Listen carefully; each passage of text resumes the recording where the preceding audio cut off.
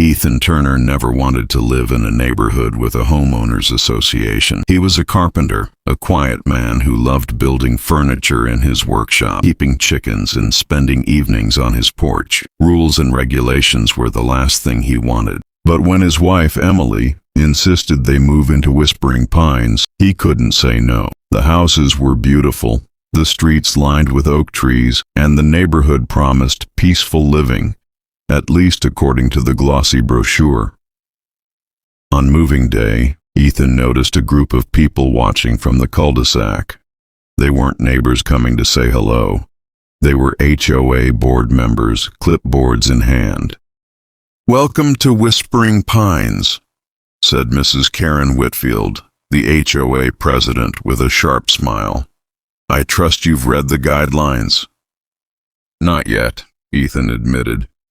Her smile thinned. "Well, you'll find that rules are what keep Whispering Pines perfect. We'll be in touch." That night, Ethan found an envelope slipped under his door, a notice from the HOA. "Reminder, backyard chickens are not permitted. Please remove immediately to avoid fines."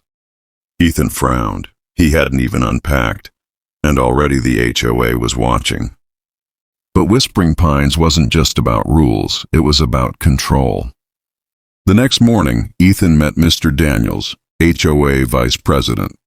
The man in khakis and a tucked polo gave him a fake smile. "No chickens, no sheds, no unapproved paint colors. We like everything uniform," Daniels said. That afternoon, Ethan found his chicken coop knocked over, feathers scattered. His hens were gone. Under the wreckage lay a clipboard stamped with the HOA logo. Ethan confronted Karen. She didn't deny it. "You were warned," she said coldly. "Whispering Pines doesn't tolerate rule breakers." That night, another envelope slid under his door. Inside was a map of the neighborhood. One house circled in red. At the bottom, scrawled in messy handwriting, "If you want to know the truth about the HOA, come at midnight." At midnight, Ethan crept to the circled house. It was old, paint peeling, grass uncut, unlike the manicured homes around it. The door opened to reveal a nervous old man. "Quick, get inside." His name was Harold. He once served on the HOA board until he discovered their secret.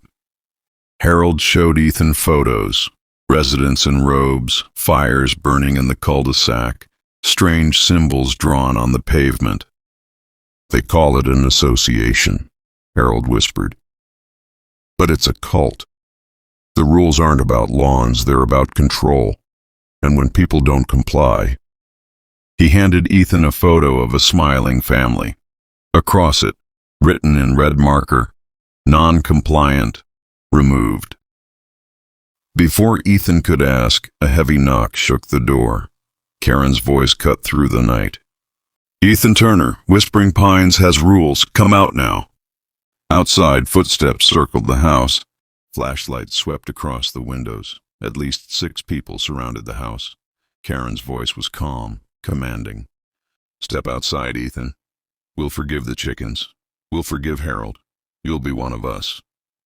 Harold dragged Ethan to a trapdoor leading to a basement. They hid as HOA members stormed through the house.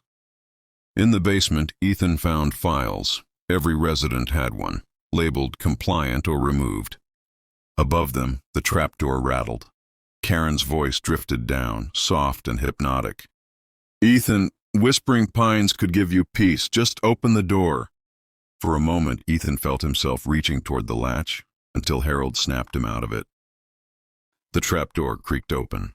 Light flooded in. "They're here," Harold hissed. "Run."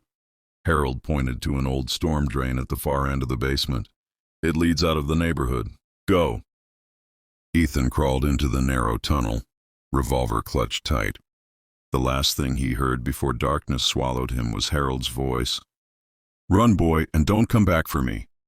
The tunnel twisted endlessly, scraping Ethan's shoulders, choking him with damp earth. Finally, moonlight appeared ahead. He crawled out behind the neighborhood, mud on his hands, lungs burning. But Whispering Pines was waiting. Every house had lights on. Residents stood in their windows, motionless, staring at him, blank-eyed, controlled. Karen stepped forward into the cul-de-sac, holding a candle. Behind her, the board formed a circle of firelight. "Whispering Pines isn't a neighborhood," she said. "It's a sanctuary. No pain, no chaos, only order. Join us or be removed." For a moment, Ethan almost believed her. The promise of peace tugged at his mind. Then he thought of Harold, of Emily, of freedom. He raised the revolver, then tossed it to the ground. "You can take my house, you can take my file, but you'll never take me." And before they could close the circle, Ethan turned and vanished into the woods. Epilogue. Weeks later, a new family moved into Ethan's old house. The HOA greeted them with smiles, papers, and rules. In the files, Ethan Turner's name was stamped in red. Removed. But deep in the forest, Ethan built a small cabin. No rules, no meetings, no fines. Every morning, chickens clucked in the clearing. Ethan Turner was gone from Whispering Pines, but he was free.